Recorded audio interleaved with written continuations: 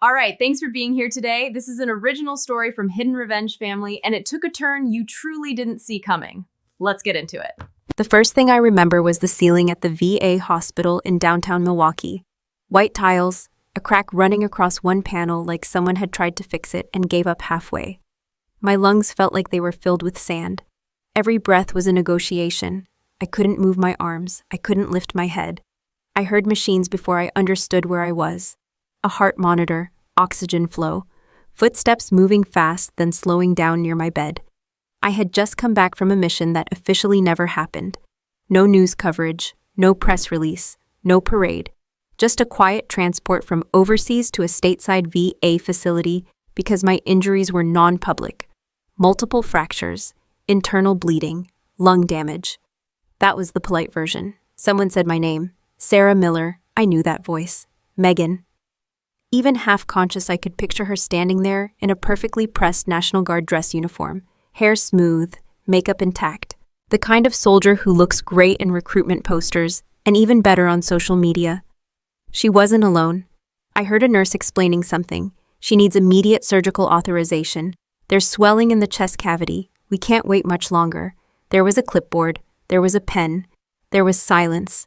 I tried to open my eyes wider. I couldn't.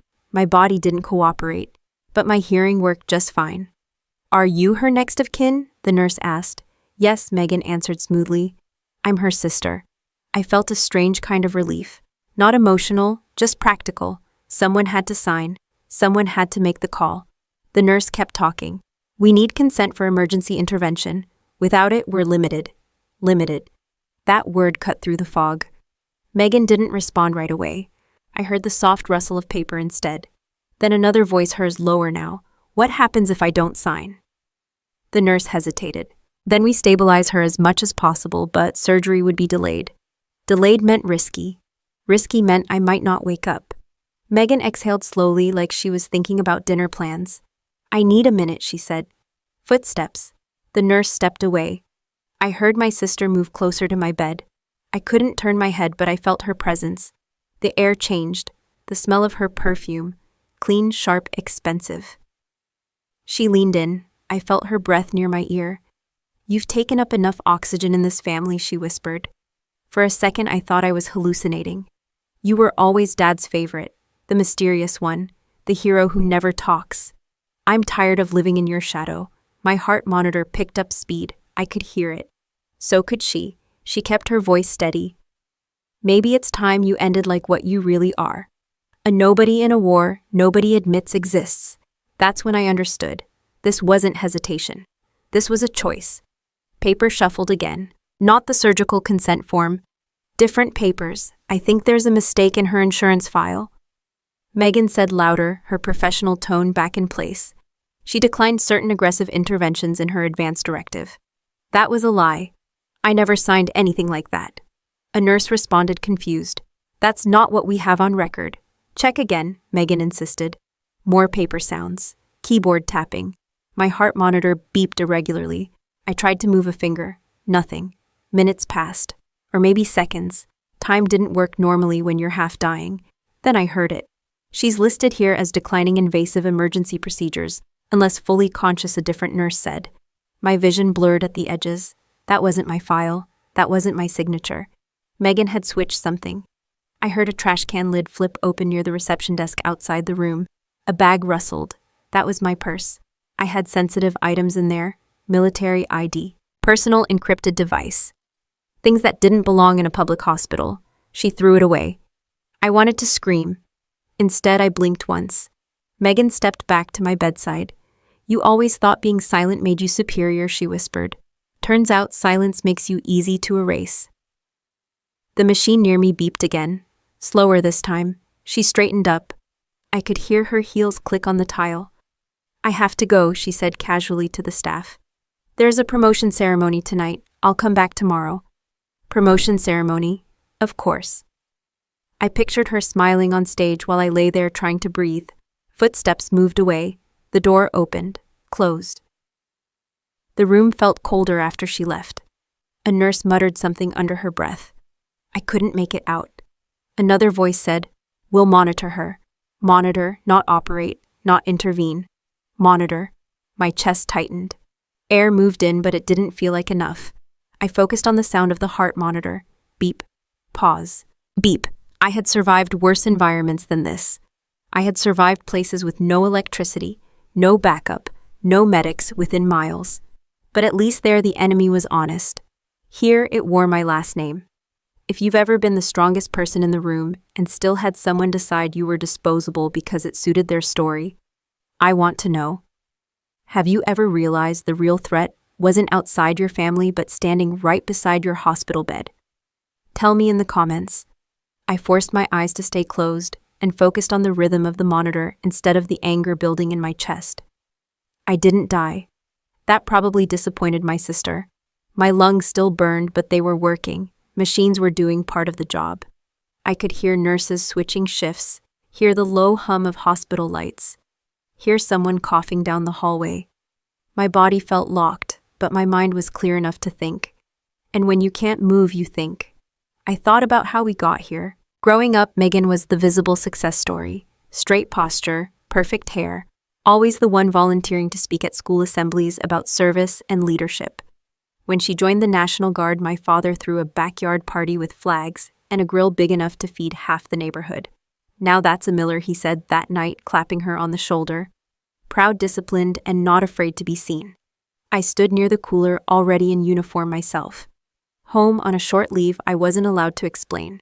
No party for me, no speeches.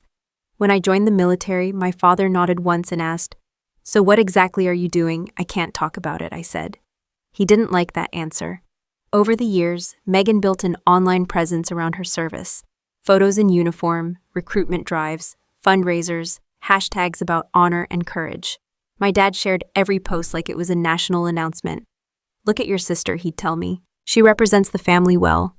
I represented it quietly. That didn't count. I disappeared for months at a time. When I came home, I had new scars and fewer explanations.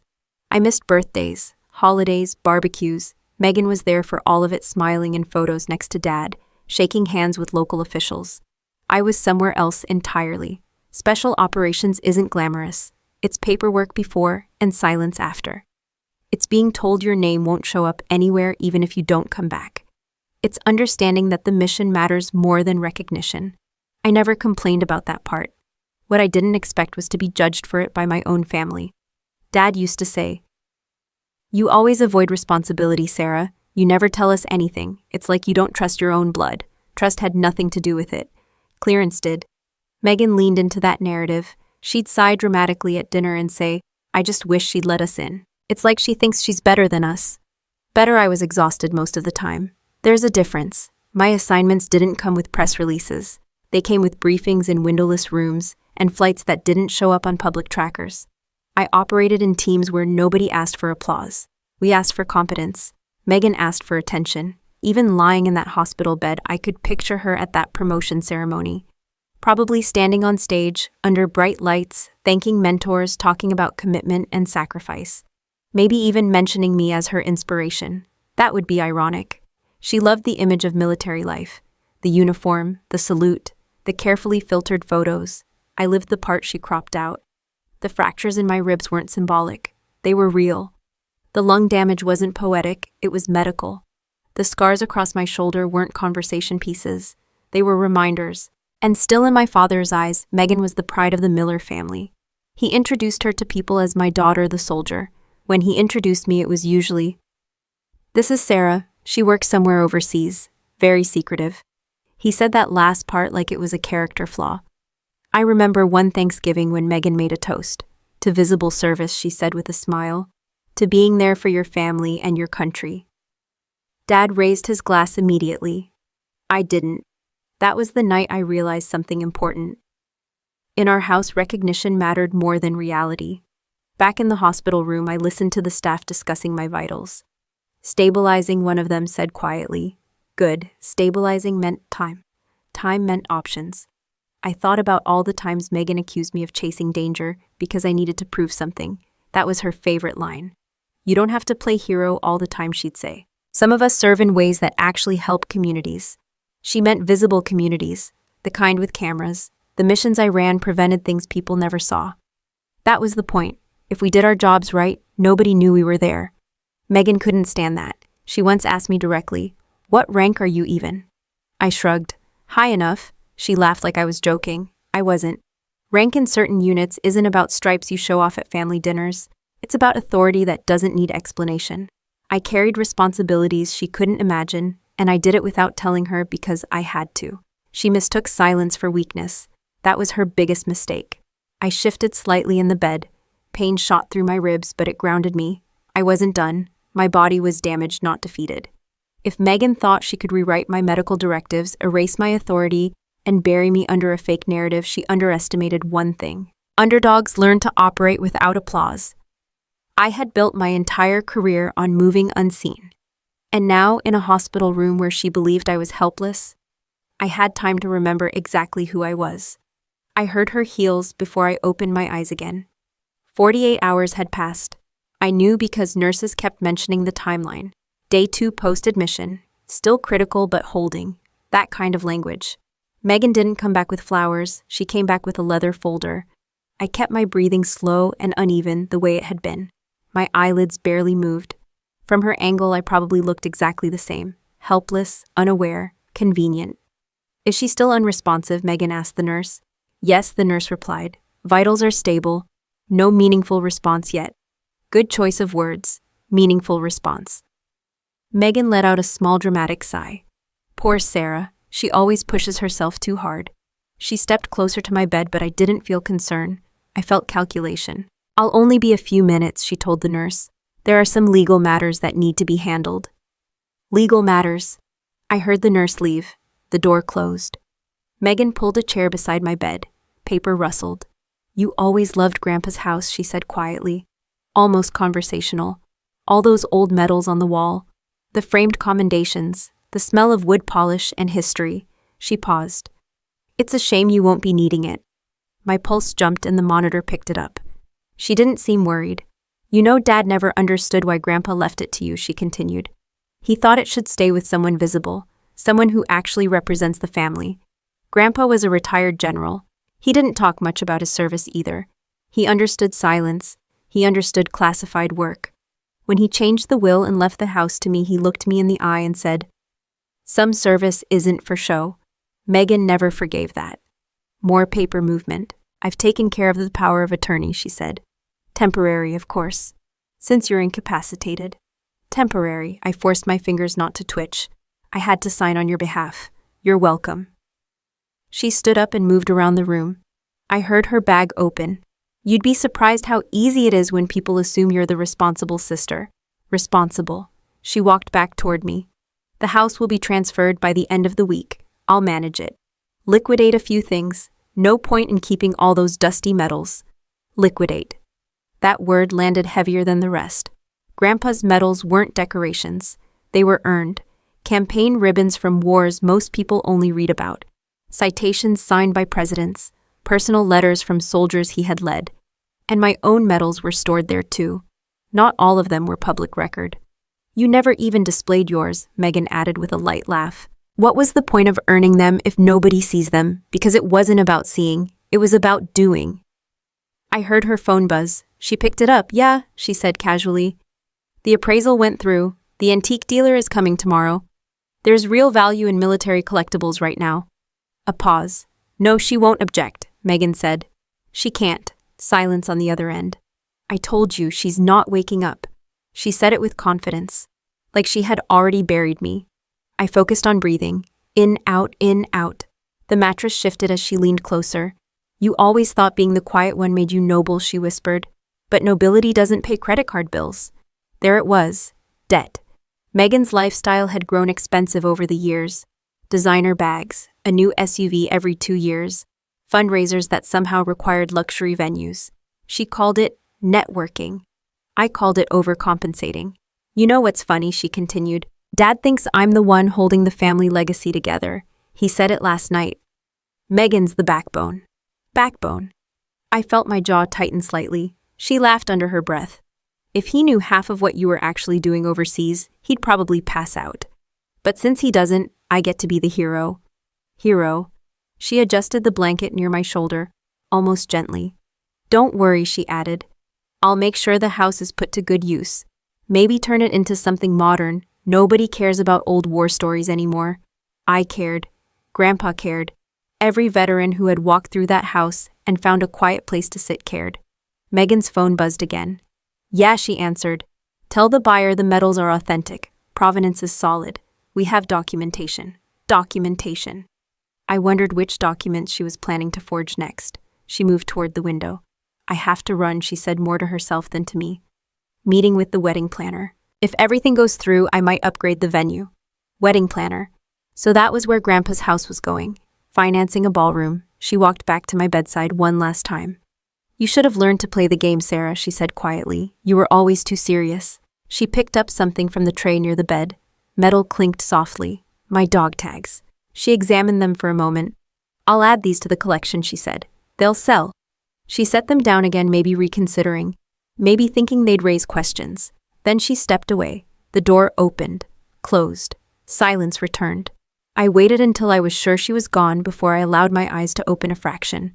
The room looked the same, but everything had shifted. She wasn't just trying to let me die. She was dismantling my life piece by piece while I lay here breathing through a tube. I stared at the ceiling tile with the crack running through it. She thought she had already won. She thought silence meant surrender. She thought metals were just metal. She thought legacy could be sold to the highest bidder. She had no idea what she had just triggered. I flexed my left wrist as much as the IV line would allow. The movement was small, barely visible, but it was enough. The dive watch strapped to my wrist looked like any other military-issued timepiece. Matte black, scratched bezel, nothing flashy. It had survived saltwater sandstorms and one direct impact that should have shattered cheaper metal. It was still working. I had felt it earlier, 3 short vibrations spaced evenly apart.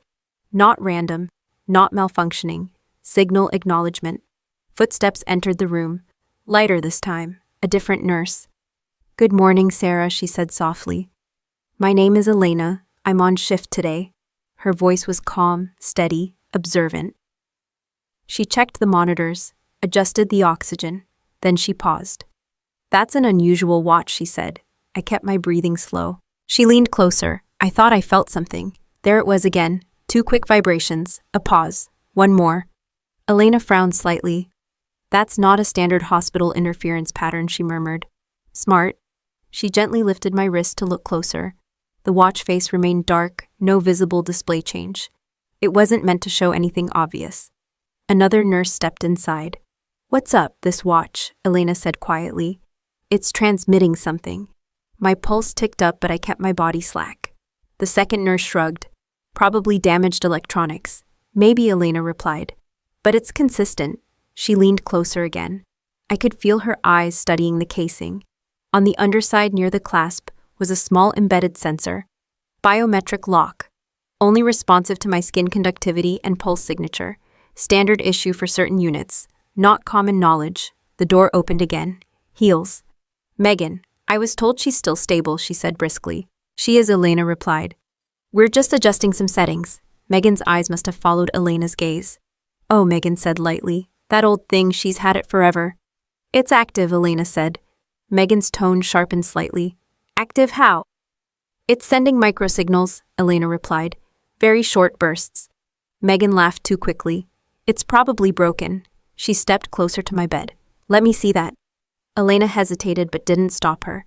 Megan grabbed my wrist. Her grip tightened. She twisted the watch, trying to unfasten it. It didn't move. The clasp didn't respond. She tried again, harder this time. Nothing. It's stuck, she muttered. It might be locked, Elena said.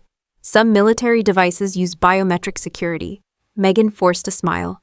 That seems dramatic for a watch. She tried to slide it off again. My pulse increased and the watch registered it. A subtle vibration responded instantly. Acknowledged. Megan froze. Did you feel that? Elena asked. Yes, Megan snapped, then softened her tone. I mean, probably static. She released my wrist. The watch settled back into place. Elena, Megan said carefully. Is there any medical reason she needs to keep that on? It's not interfering with equipment, Elena replied. And since she's active duty, we're not authorized to remove personal military gear without documentation. Active duty, Megan didn't like that phrase. She's incapacitated, Megan said. I'm her legal representative. Elena looked at her steadily. We still need proper clearance to remove secured equipment. Megan's jaw tightened for a fraction of a second. Fine, she said. I'll handle it. She stepped away from the bed, pulling out her phone. I need to make a few calls, she added. She walked into the hallway. Elena stayed behind for a moment. She leaned closer to me and whispered quietly, If you can hear me, blink. I didn't. Not yet.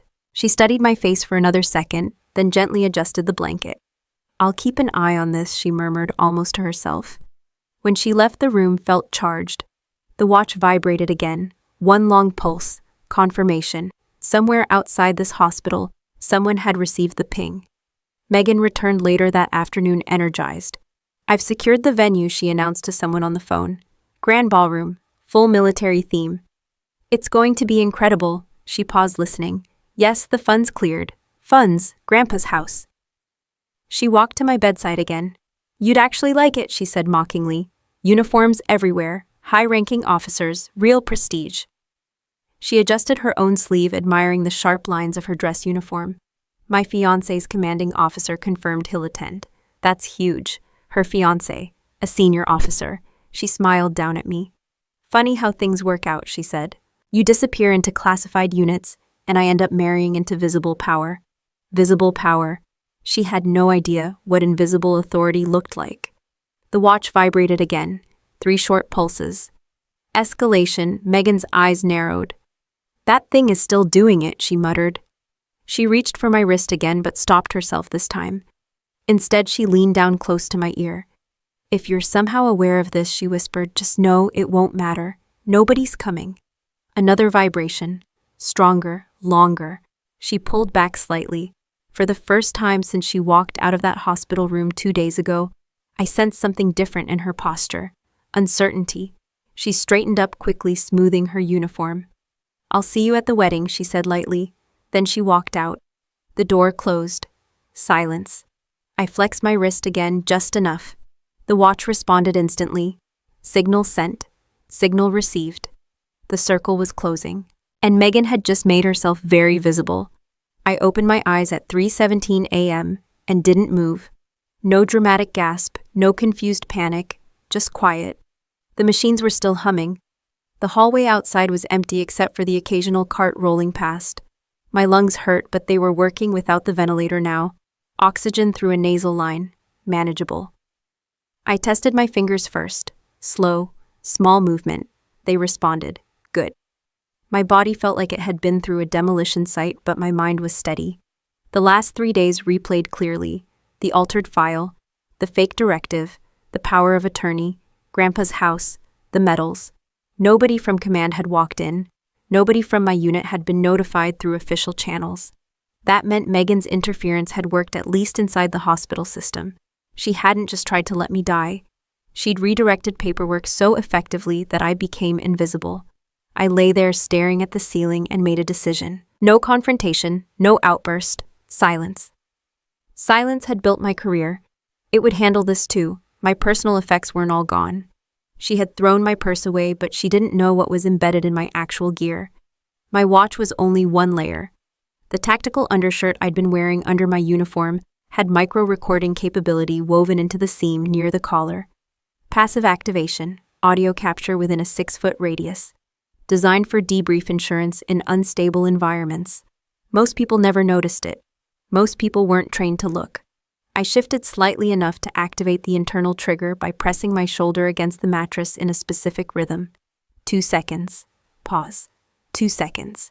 A faint vibration near my collar confirmed activation. Recording started. The door opened around mid-morning. Heels again. Megan, I heard there's minor improvement, she said to the nurse on duty. That's encouraging. Her voice sounded concerned, almost warm. The nurse responded, she's stable, still not fully responsive. Megan stepped closer to the bed. I let my eyelids rest halfway unfocused, breathing steady. The nurse eventually left the room. The door closed. Megan exhaled sharply. Okay, she muttered. Let's talk, even if you can't. She pulled the chair closer. I had lunch with Dad yesterday, she said. He's devastated. Keeps saying he doesn't understand how you ended up in situations like this. She paused. I helped him understand. There it was, and how she continued answering her own question. I showed him the letters. Letters? My pulse stayed even. You should have been more careful with your stories, she said lightly, claiming you were tired of the family, that you felt trapped by expectations. I never wrote that. She leaned back in the chair. I drafted them months ago, just in case. You were never good at defending yourself. Too quiet. She laughed under her breath. He believed every word, said he always suspected you resented him. My jaw tightened slightly, but I kept still. You know what really did it, she continued. The line about wanting to cut ties after your next deployment. That one hit him hard. She shifted her legs. He thinks you've been emotionally checked out for years. Checked out, I memorized every word. You made it easy, Megan said. Always disappearing, always secretive. Dad doesn't understand classified operations. He understands effort he can see. She leaned forward. So now when the will is contested, he'll back me. Contested. That confirmed it. She wasn't just transferring the house. She was preparing for legal defense. She stood up and walked toward the window. I sold 3 of Grandpa's medals already, she said casually. Private collectors, clean transaction, no public listing. My breathing remained steady. And yours, she added. Still evaluating, she turned back toward me. You really should have monetized your reputation while you had one. The caller vibrated faintly. Recording stable. I'm not even sure why you bothered serving in those secret units, she continued. No recognition, no applause, no public record. It's like working overtime at a job nobody knows you have. She stepped closer to the bed. You know what people respect, she said softly. Visibility, she reached out and lightly tapped the edge of the mattress. Dad says I'm the backbone now, that I've held this family together while you were off chasing ghosts. Backbone. I let a shallow breath escape, timed perfectly with the machine's natural rhythm. She didn't notice. I even helped him draft a statement, she added. In case things don't improve. Statement, prepared for my death. He'll say you were brave but distant, dedicated but troubled. She smiled faintly. Legacy is all about narrative, Sarah, and I control it. The arrogance in her voice was clean, sharp, confident. Exactly what I needed. She walked back to the chair and sat down again. You always thought rank was everything, she said. But outside your little shadow world, rank doesn't matter if nobody knows it. She checked her phone. Oh, and the wedding guest list expanded. My fiancé's commanding officer confirmed attendance. Very high-level crowd. She looked at me carefully. Ironic, right? I'll be surrounded by the kind of authority you never let us see. Authority, if she only knew. She stood up. I'll come back tomorrow, she said, if you're still here. She walked to the door, then paused. For what it's worth, she added without turning around, you made this easy. The door closed. Silence returned. I opened my eyes fully this time. The recording device vibrated once. File secured. She thought silence meant weakness. She didn't understand something fundamental. Invisible doesn't mean powerless. It means patient. I adjusted the watch one more time and let my pulse spike, just enough to trigger the final authentication sequence. Day 5. The hospital felt different before I even saw anything. Nurses were moving faster, voices were lower. Security at the entrance sounded more alert over the radio. Then I heard it. A vehicle pulling up outside the main entrance. Heavy engine, not an ambulance, not a delivery truck. Through the small gap in my door, I caught a glimpse of black fabric moving past the hallway window. No visible insignia, no chatter, just presence. The watch vibrated once, long, confirmed. My call sign had been activated. I didn't panic, I didn't smile. I just lay there breathing evenly while the pieces fell into place. Footsteps approached my room. Not heels this time, boots, measured, controlled, confident. 2 hospital administrators rushed past whispering urgently, "Who authorized this?" One of them asked. "I don't know," the other replied. "They have federal clearance." Of course they did. The door to my room opened slowly. 3 men stepped inside. Civilian clothes, no uniforms. But I recognized posture immediately, shoulders squared, eyes scanning exits, corners, ceiling fixtures. One of them looked at me for half a second longer than the others.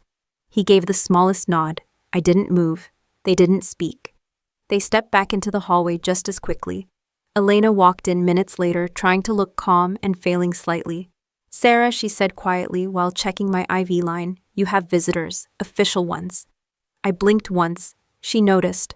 Her eyes sharpened. You're awake, she whispered. I gave her the smallest possible nod. She didn't react emotionally. She just leaned closer. If you want me to call someone specific, squeeze my hand. I squeezed once. She understood that meant no. Okay, she said softly. Then I'll just make sure the right people stay informed. She left. The hallway noise increased over the next hour. Doors opening, radio static. Security coordinating with someone using language that sounded official but not local. Megan chose that exact moment to arrive. Timing had never been her strength. She walked in mid-call smiling. Yes, the caterer confirmed, she said into her phone. Full military theme. It's going to be unforgettable. She stopped when she saw two of the men standing outside my door. She lowered the phone slowly. Excuse me, she said, trying to sound authoritative. Who are you? One of them turned slightly. Ma'am, that was all he said. Are you hospital security, she asked. No, ma'am. The calm in his voice wasn't defensive. It was final. Megan's posture shifted. I'm her legal representative. The second man looked at her evenly. Noted. That was it. Noted. Megan forced a polite laugh. I wasn't informed about any transfer.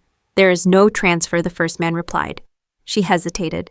Then what is this assessment, he said. She glanced inside my room and saw me lying there as usual. She's unresponsive, Megan said quickly. There's no reason for... The third man stepped closer to the doorway, cutting her off without raising his voice. Ma'am, please step aside. The hallway felt smaller. Megan stepped back instinctively. Inside my room, the first man approached my bed. Commander, he said quietly. He didn't say my name. He used my rank. Megan heard it. She froze. What did you just call her? She demanded. The man ignored her. Vital stable, he said, glancing at the monitor. Response window confirmed. I opened my eyes fully. This time, there was no pretending. Megan stared at me like she'd seen a ghost. She started. I held her gaze. No anger, no drama, just clarity. You're awake, she said, voice cracking slightly. Yes, I answered. My voice was rough but steady. The room went silent. The men didn't react outwardly, but I saw it in their eyes. Confirmation complete. Megan stepped into the room. This is highly inappropriate, she snapped, trying to regain control. You can't just barge in here. The first man finally looked at her directly. We didn't barge, he said. We were invited. Her expression faltered. By who, she asked. He didn't answer. He didn't need to. The watch vibrated once more. Extraction phase ready. Megan looked from me to them. Confusion turning into calculation. You don't even know what she does, she said defensively. She's not some high-ranking officer. The third man almost smiled. Ma'am, he said calmly. We're very aware of what she does. The air in the room shifted. Megan's voice dropped slightly. I'm her sister, yes, I said quietly. And that single word carried more weight than anything she had said in 5 days. She stepped closer to the bed. Sarah, tell them, she insisted. Tell them I've been handling everything. I know, I replied. The simplicity of it made her more uncomfortable than shouting would have. Outside the room, more boots moved into position. Not aggressive, organized. Megan looked out into the hallway and saw at least 8 more men stationed strategically. No raised weapons, no chaos, just presence. You can't intimidate me, she said, though her voice was thinner now. No one responded. The first man turned back to me. Commander, do you authorize Phase 2? I didn't hesitate. Yes. Megan blinked. Phase 2 of what? The answer didn't come from me. It came from the synchronized movement of disciplined men who had spent years operating where headlines never followed. The hospital hallway wasn't hers anymore. It belonged to people who understood invisible authority, and Megan had just walked straight into it. I adjusted the collar of my dress uniform and rolled my shoulders once before they wheeled me toward the entrance of the ballroom. I wasn't fully recovered. My ribs still protested every breath, but I was upright, awake, present. And 5 days was all it took to flip the script. The gala was being held in downtown Milwaukee at one of those hotels that smells like polished marble and expensive decisions. Large banners lined the hallway outside the ballroom annual military community leadership gala. Megan's face was printed on at least 3 of them, smiling, confident, immaculate. Inside the room was packed. Officers in dress uniforms, local politicians, donors, business leaders. the kind of crowd that loves a good story about sacrifice, as long as it's packaged neatly. I stayed out of sight near a service entrance. Two of my team members stood nearby in formal uniforms. Clean lines, no theatrics, invisible as usual. On stage, Megan stood behind a podium under bright LED screens. She looked flawless, hair styled perfectly, uniform tailored to precision, medals arranged like a showroom display. My father sat front row, back straight, eyes locked on her with pride I hadn't seen directed at me in years. And this year, the host announced our Woman of the Year award goes to someone who has tirelessly supported veterans and upheld the legacy of service in her family, Megan Miller. Applause filled the room. Megan smiled modestly and walked forward. She accepted the crystal award like it weighed nothing. "Thank you," she began, voice warm and practiced. "Service runs in my blood. My grandfather was a general, my father a colonel, and my sister." She paused for dramatic effect. "My sister gave everything in the line of duty." The crowd nodded sympathetically. "She's currently hospitalized," Megan continued, lowering her voice just enough. "But her sacrifice reminds me every day why visible leadership matters." Visible. There it was again. My father wiped at his eye. Megan continued, "We owe it to our veterans to advocate, to lead, and to be present in our communities. She was good, I'll give her that." Then the first screen flickered. Just slightly. Most people didn't notice. Megan did. She glanced back quickly but kept speaking. "I've dedicated my life to ensuring no service member is forgotten." The screen behind her went black. A low murmur rippled through the audience. The technician near the stage looked confused, tapping at a control tablet. Then the screen lit back up. Not with the gala logo. With hospital security footage. Grainy but clear. A VA hospital hallway. Timestamp visible. Megan walking into my room. The ballroom fell quiet in seconds. Megan froze mid-sentence. "What is this?" she whispered off mic. The audio system adjusted automatically. Now the sound played through the entire room. Her voice. Clear. "You've taken up enough oxygen in this family." The crowd didn't move. "You were always Dad's favorite." My father's face drained of color. The footage cut to another clip. Megan at the nurse's station sliding paperwork across the counter. "I think there's a mistake in her insurance file." Her voice echoed in the ballroom speakers. Then the audio from my recording device began. Clean, undeniable. "I drafted the letters months ago, just in case." Gasps rippled across the tables. I showed Dad. He believed every word. My father stood up halfway from his seat. The clip continued. "I sold 3 of Grandpa's medals already." Silence swallowed the room. Megan stepped away from the podium. "This is fabricated," she said into the mic. Her voice sharper now. "This is some kind of—" Another clip cut her off. "You always thought being the quiet one made you noble. But nobility doesn't pay credit card bills." The LED screen zoomed in on her face in real time. Her composure cracked. Guests began whispering. Some pulled out phones, others looked toward the exits. Her fiancé, seated near the front in full dress uniform, stared at the screen without blinking. The final clip played. "Legacy is all about narrative, and I control it." The screen froze on her image from the hospital room. Then it split in half. On one side, Megan standing on stage, holding her award. On the other, me, live feed, seated upright in a wheelchair at the back of the ballroom in full dress uniform. Every medal displayed, every ribbon earned, no filters, no edits. The camera zoomed slowly toward me. A single spotlight shifted direction and landed across the aisle. People turned in unison. You could hear forks drop against plates. I didn't smile. I didn't wave. I just held eye contact with my sister. The silence wasn't confusion anymore. It was recognition. Megan stepped back from the podium. "You're supposed to be in the hospital," she said under her breath, though the mic still caught it. I replied calmly from across the room. The audio system carried my voice evenly. Security personnel moved subtly along the walls. Not chaotic, controlled. My father finally turned toward me fully. For the first time in years, he wasn't looking at Megan. He was looking at me. And this time, there was no misunderstanding about who had actually served. The host stood frozen near the edge of the stage. No script prepared for this. Megan gripped the sides of the podium. "You don't understand the context," she tried again. "This is being manipulated." The room didn't respond. High-ranking officers in attendance exchanged looks. My fiancé's commanding officer stood up slowly. The award in Megan's hand trembled slightly. That crystal suddenly looked heavier. She had built her identity around visibility. Tonight, visibility was destroying her, and the storm had only just begun. I kept my hand steady on the arms of the wheelchair as the ballroom doors opened behind me. The sound wasn't loud, just controlled, intentional. 12 Navy SEALs stepped inside in full-dress combat uniforms. Not tactical chaos, not weapons raised. Clean boots, aligned posture, faces set in professional calm. The room shifted again. These weren't decorative uniforms for photo ops. These were operators who didn't attend galas unless something serious was happening. They moved in formation down the center aisle, no rush, no drama, just precision. The guests parted automatically. Even the high-ranking officers in attendance straightened instinctively. Recognition travels fast in rooms like that. Megan stood frozen on stage, still gripping the award.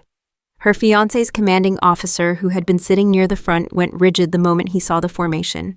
He knew exactly who they were. The SEALs stopped in front of me. In perfect synchronization, they came to attention. Then they saluted, not casually, formally, every hand sharp, every movement exact. The ballroom air tightened. Megan's mouth opened slightly. "What is this?" she whispered. The answer walked in behind them.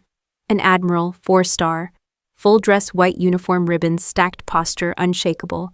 He didn't look at Megan. He didn't look at my father. He walked straight toward me. The entire room stood without being told to. Protocol. He stopped in front of my wheelchair. I returned the salute as best as my ribs allowed. "Welcome back, Commander," he said clearly enough for the entire ballroom to hear. "Commander, not patient, not sister. Commander," he lowered his hand. "Justice is ready." The silence that followed wasn't confusion anymore. It was realization. Megan's fiancé took one involuntary step back, because he knew what that meant. My rank wasn't symbolic. It wasn't ceremonial. In operational hierarchy, I outranked him, by a margin that couldn't be explained away with social media posts. Megan looked from the Admiral to me and back again. "No," she said softly. "That's not possible." The Admiral continued speaking, voice calm, controlled. "Commander Sarah Miller's service record remains classified. In large part," he said. "However, certain honors can no longer remain unacknowledged." One of the SEALs stepped forward carrying a case, black, polished. He opened it carefully. Inside the Medal of Honor. The room inhaled sharply as one. I had never displayed it publicly, never told my father, never told Megan, because the mission it was tied to had never officially existed. The Admiral lifted it with steady hands. For conspicuous gallantry and intrepidity, at the risk of her life, above and beyond the call of duty, he stated. His voice echoed cleanly across the ballroom. My father's knees buckled slightly against his chair. Megan's face lost all color. The Admiral pinned the medal to my uniform with practiced precision. Every click of metal against fabric sounded amplified in the silence. The SEALs remained at attention. No applause, no cheering. This wasn't entertainment. This was correction. The Admiral stepped back half a pace. "Commander Miller's extraction authorization was triggered 5 days ago," he continued, "upon verification of unlawful interference in medical and legal processes. Unlawful interference." Megan's grip on the crystal award loosened. It slipped from her hand and shattered against the stage floor. No one moved to pick it up. My father finally spoke, voice barely audible. "Sarah, why didn't you tell us?" I looked at him calmly. "Because it wasn't about being seen," I replied. The Admiral turned slightly now, addressing the room. "Service is not measured by visibility," he said. "It is measured by integrity." His eyes shifted briefly toward Megan. That was enough. Megan's fiancé swallowed hard. He now understood something very simple. The mysterious sister his future wife mocked was his operational superior in certain classified chains of command. That realization hit harder than any public embarrassment. Megan shook her head slowly. "This is staged," she muttered weakly. "This is political." The Admiral didn't respond to her directly. Instead, he nodded once toward the SEAL team leader. Phase transition. 2 members stepped slightly to the side. Military police officers entered through the side doors. Not dramatic, not loud, just inevitable. Megan finally understood. This wasn't about reputation anymore. This was about accountability. The MP officer approached the stage calmly.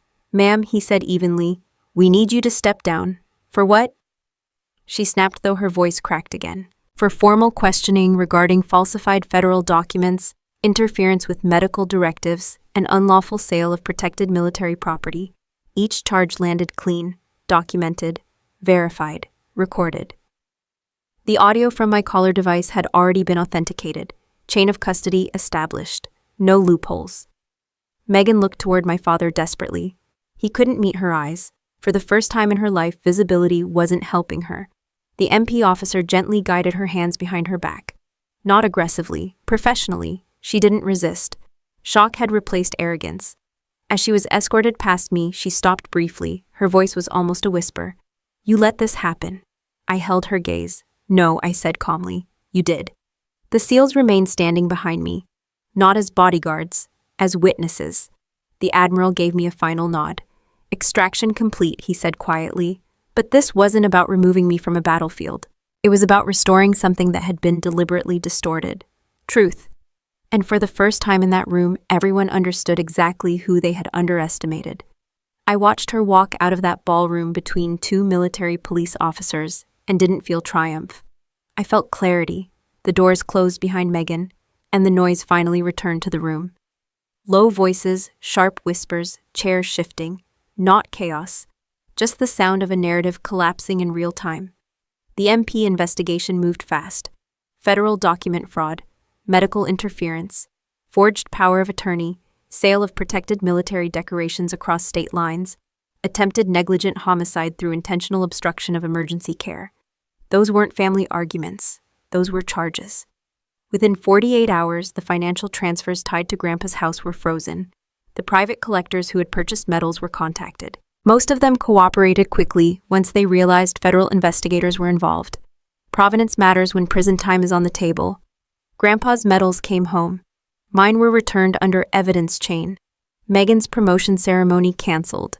Her fiancé requested immediate reassignment review. Turns out visibility doesn't protect you from paperwork. A week after the gala, I stood still, stiff, still healing inside Grandpa's house. The air smelled the same. Wood polish, old books, coffee. The walls were partially empty where frames had been removed, but the indentations were still there. Ghost outlines of metals that had hung for decades. I ran my hand over one of the empty spots. "I'm not selling this," I said quietly to the lawyer standing behind me. He nodded, understood. Dad showed up that afternoon. He didn't call first. He just stood on the porch like he wasn't sure he was allowed to step inside. He looked smaller than I remembered. Not physically, just smaller. I opened the door. He stepped in slowly. For a moment, neither of us spoke. Then he did something I had never seen him do in my entire life. He dropped to his knees. "I was wrong," he said, voice breaking. I let myself believe what was easy to believe. I didn't rush to lift him up. I didn't tell him it was okay. Because it wasn't. He kept talking. "I thought you were distant. Cold. I didn't understand why you wouldn't tell us anything." "I couldn't," I replied calmly. "I know that now," he said. "I should have trusted you." Yes, he should have. Silence stretched between us. "I'm sorry," he whispered. I looked at him the way I look at a soldier who made a bad call under pressure, not with hatred, with assessment. "You don't get to rewrite the past," I said evenly, "but you can choose what you do next." He nodded, tears in his eyes. I didn't hug him, not yet. Trust isn't rebuilt with one apology. It's rebuilt with consistent action. Over the next few months, I made a different kind of plan. Not tactical, practical. Grandpa's house wasn't going to sit as a private shrine, and it definitely wasn't going to fund someone's wedding. I worked with veterans advocacy groups quietly. No press conference, no ribbon-cutting ceremony with oversized scissors. We converted the property into a support center specifically for female veterans who had been medically discharged or administratively sidelined without proper transition support. Housing assistance, legal counseling, mental health referrals, career placement. Nothing glamorous, necessary. I attended the first orientation session in plain clothes. No Medal of Honor on display. Just chairs arranged in a circle. One of the women sitting there asked, "Why would someone with your record do this instead of writing a book or starting a speaking tour?" I gave her the honest answer. "Because not everyone needs a spotlight," I said. "Some people just need backup." The center grew steadily. Donations came in not because of scandal, but because of impact. Dad volunteered twice a week, quietly filing paperwork, making coffee, listening. He never asked to be featured. That mattered. As for Megan, the legal process unfolded exactly the way it was supposed to. Evidence presented, charges formalized, consequences applied. No dramatic courtroom speeches, no shouting, just documentation. That's how justice usually works in real life. It's not cinematic, it's procedural. One afternoon, months later, I stood alone in Grandpa's old study. His portrait hung back in its place. The walls were restored. The medals were secured behind reinforced glass, not for prestige, but for preservation. I thought about everything that had happened in less than 2 weeks. Hospital bed, forged documents, stolen legacy, public exposure, arrest, rebuild. People often ask me if I hate my sister. No, hate takes energy. I prefer clarity. She believed rank was about what you could show, about who applauded you, about who saw you first. But she confused visibility with value. In the military, rank sits on your shoulders. It's visible, it's structured, it's earned. But in life, rank shows up differently. It shows up in who you protect when nobody's watching. It shows up in what you refuse to sell. It shows up in whether you choose integrity when it costs you something. In the military, rank is on your shoulder. In life, rank is in your heart. If you were in my position, would you ever fully forgive a father who believed the easier story instead of trusting you? Or would you draw a permanent line, share your thoughts in the comments, and subscribe if you want more real stories about justice, loyalty, and what strength actually looks like? I was sitting at the long wooden table in the center of the house when one of the women asked me something I hadn't fully answered for myself yet. How did you survive betrayal from your own family? She wasn't asking about combat. She wasn't asking about surgery. She was asking about trust. That question hits different. Because here's the truth, no one likes to admit family does not automatically equal loyalty. I grew up believing blood meant safety, that no matter what happened outside the house, inside was solid ground. What I learned the hard way is that loyalty isn't genetic. It's behavioral. Just because someone shares your last name doesn't mean they share your values. For a long time, I confused obligation with loyalty. I thought showing up at holidays, staying quiet to avoid conflict, and protecting family secrets meant we were close. It didn't. It meant we were comfortable pretending. Loyalty shows up when you're vulnerable, when you're unconscious in a hospital bed, when signing a document could either protect you or erase you. That's the test. If someone only supports you when you're strong, visible, or useful, that's not loyalty. That's alignment with convenience. And here's where it gets uncomfortable. A lot of people watching this right now are in families where image matters more than integrity, where the person who looks successful gets praised, and the person who works quietly gets questioned. I lived that. My sister understood something early: attention equals approval. My father reinforced it without realizing it. The more visible the achievement, the louder the praise. So Megan built visibility. I built competence. One gets applause faster, the other lasts longer. When she tried to rewrite my medical directives, that wasn't just greed. That was someone who believed narrative control equals power. But power without integrity collapses the moment facts enter the room. Here's the first lesson I want you to take from my story. Silence is not weakness, but silence without structure is vulnerability. I survived because I had systems in place: biometric security, embedded recording, operational authentication. I didn't rely on people's opinions of me. I relied on documentation. In civilian life, that translates to something very simple. Protect yourself legally and structurally. Do you know who has medical power of attorney over you? Do you know who can access your accounts? Do you know who can legally make decisions if you can't? If the answer is, I think it's fine, that's not a plan. Hope is not a legal strategy. Second lesson. Boundaries are not disrespect. They are protection. For years, I avoided hard conversations because I didn't want to appear distant. I didn't correct false assumptions because I thought my actions would speak for themselves. Actions matter, but silence allows other people to narrate your life if you don't clarify limits. Boundaries sound like this. You don't have access to that. You don't speak for me. You don't get to decide my intentions. They're not dramatic. They're direct. And if someone reacts negatively to a reasonable boundary, that tells you more than their words ever will. Third lesson, don't outsource your identity. My father believed the easier story because it was visible. My sister believed the louder story because it benefited her. Neither of them defined who I was.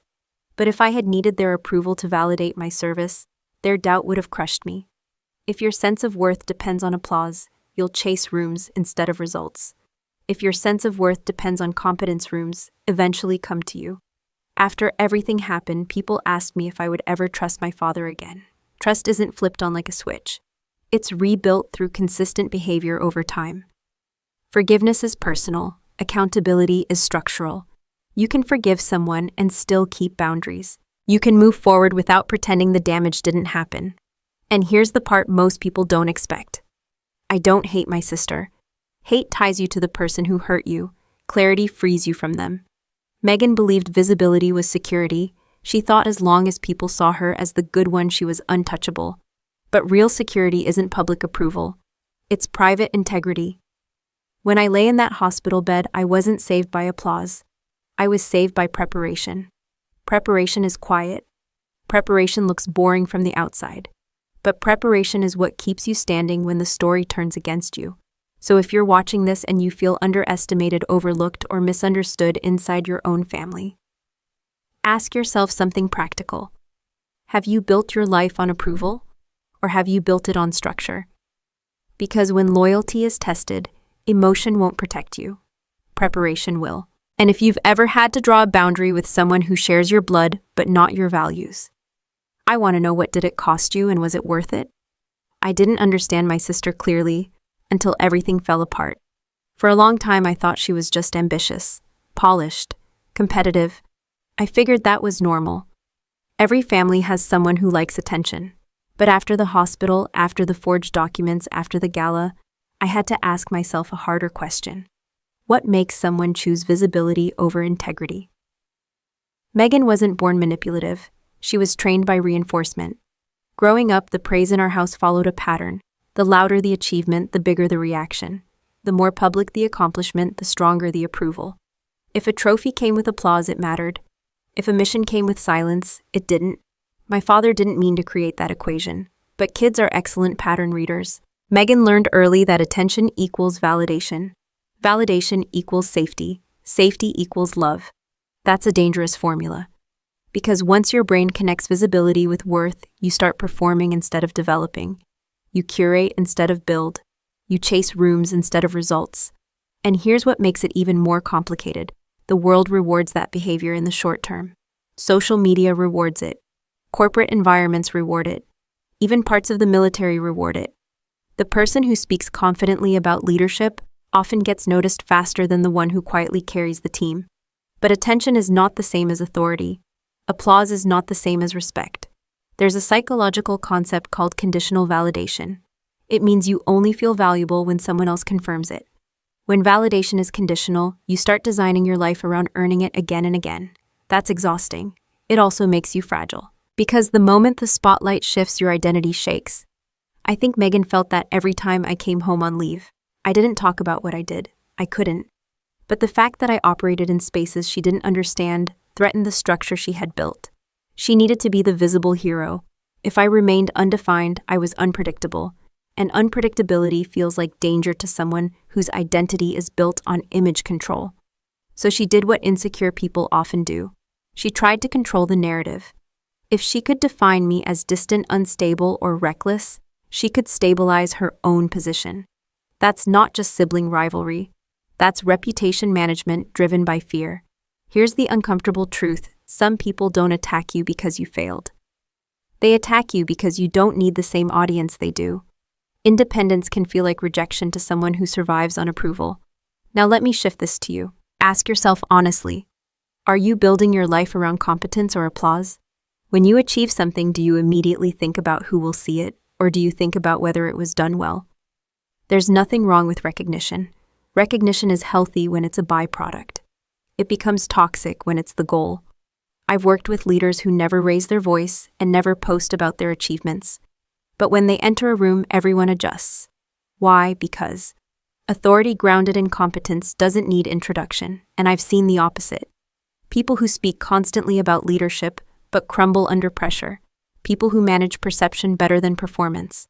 Eventually, stress exposes the difference. Visibility amplifies flaws just as easily as strengths. That's what happened at the gala. Meghan had built a structure entirely dependent on public belief. Once evidence contradicted that belief, the structure collapsed instantly, not because someone attacked her unfairly, but because it had no internal foundation. Here's the lesson: if your identity depends on being admired, you will always fear being exposed. If your identity depends on being capable, exposure won't scare you. One of the women at our center asked me recently, "How do I stop caring what people think?" You don't. That's unrealistic. Humans are social. What you do instead is change the metric. Instead of asking, "Do they approve of me?" ask, "Did I operate with integrity?" Instead of asking, "Did I look strong?" ask, "Was I prepared?" Instead of asking, "Did I win the room?" ask, "Did I protect what mattered?" Performance fades. Competence compounds. If you're raising kids, be careful what you reward. Do you praise volume more than effort? Do you celebrate attention more than discipline? Children track patterns long before they understand them. If love feels louder when achievement is visible, they will chase visibility. If love feels steady, regardless of audience, they will build internal stability. And if you recognize yourself in some of Meghan's patterns, that doesn't make you a villain, it makes you aware. Awareness is where correction begins. You don't need to delete your ambition. You just need to anchor it in substance. Build skills no one sees. Strengthen systems no one applauds. Prepare for rooms you haven't entered yet. Because when pressure hits, and it always does, the spotlight won't save you. But preparation will. And if you had to choose right now, would you rather be impressive or dependable? Be honest with yourself. The answer shapes everything that follows. I unlocked the front door of the center before sunrise and stood there for a second listening to the quiet. No alarms, no chaos, no cameras, just a building that used to be my grandfather's house and now belonged to women who needed a place to rebuild. The sign outside doesn't have my name on it. It doesn't mention medals. It doesn't reference the gala. It just says Women Veterans Support Center. That's enough. People assume power looks dramatic. They think it's the moment on stage, the public reveal, the arrest, the applause. That's not power. That's exposure. Real power is what happens after the noise dies down, after the headlines move on, after the anger cools. The real test isn't whether you can win in public. It's whether you can build in private. When everything collapsed with Meghan, I had options. I could have leaned into revenge, done interviews, written a tell-all book, built a brand around betrayal. That would have been easy. Instead, I chose structure. Structure outlasts emotion. I've learned something most people don't talk about. Emotional reactions feel powerful in the moment, but strategic responses are powerful in the long term. When someone hurts you, your first instinct is usually to respond fast, to match volume with volume, to prove something. But the strongest move is often restraint. Not silence out of fear, silence out of calculation. I didn't win because I yelled louder. I won because I documented better. I didn't win because I embarrassed my sister. I won because I let the system work with evidence. There's a difference between revenge and correction. Revenge is emotional. Correction is structural. If you destroy someone emotionally, you might feel relief for a week. If you respond strategically, you change the trajectory of your life. That's power. Power is staying steady when someone tries to destabilize you. Power is building something useful instead of something flashy. Power is choosing integrity, even when nobody's watching. I see it every day here. Women walk through that door carrying shame they didn't earn. Medical discharge paperwork, legal confusion, career gaps. Some were overlooked, some were dismissed. Some were underestimated because they didn't fit someone's idea of what a soldier should look like. Sound familiar? They don't need speeches. They need structure, housing referrals, legal guidance, resume workshops, someone who looks them in the eye and says, "You're not invisible." That's real authority. Authority isn't loud, it's consistent. And here's another truth: forgiveness is optional, growth is not. People keep asking me whether I forgave Meghan. That's not the right question. The right question is whether I let bitterness define my next chapter. I didn't. Forgiveness doesn't mean access. You can forgive someone and still maintain boundaries. You can release anger and still protect your space. You don't owe reconciliation to someone who proved they can't be trusted. But you do owe yourself peace. Peace isn't passive. Peace is disciplined. It's choosing not to replay the betrayal in your head every night. It's choosing not to measure your success by their failure. It's choosing to move forward without dragging resentment behind you. That takes more strength than confrontation ever will. When I look back at everything, the hospital bed, the forged documents, the gala, the arrest, the biggest shift wasn't public. It was internal. I stopped caring about being understood by people who never tried to understand me. That alone changes your posture. If you're constantly explaining yourself to people committed to misunderstanding you, you're wasting energy. Invest that energy in competence instead. In health, in financial stability, in legal clarity, in relationships that reciprocate effort. Real power looks boring from the outside. It's routine, it's discipline, it's paperwork done correctly, it's building systems that protect you long before you need them. And here's the final piece most people miss. You don't have to prove your worth to people who benefit from doubting it. Let them doubt, let them underestimate. Underestimation is a strategic advantage if you know what you're doing. I spent years being the quiet one, the secretive one, the misunderstood one. Turns out that worked in my favor, because when everything surfaced, it wasn't my words that mattered. It was my record. In the military, rank sits on your shoulder. It's visible. It's official. But in life, rank sits somewhere else entirely. It shows up in how you respond under pressure, in whether you choose integrity when shortcuts are easier, in whether you build something lasting instead of something loud. In the military, rank is on your shoulder. In life, rank is in your heart. So here's what I want you to ask yourself. When the storm hits, and it will, are you built for attention or are you built for impact? Because only one of those survives after the noise fades. Final note. This story is a work of fiction, but the valuable lessons we discuss are entirely real and continue to happen to many people every day. If this style isn't for you, that's perfectly okay. Please feel free to look for other content that better suits your needs.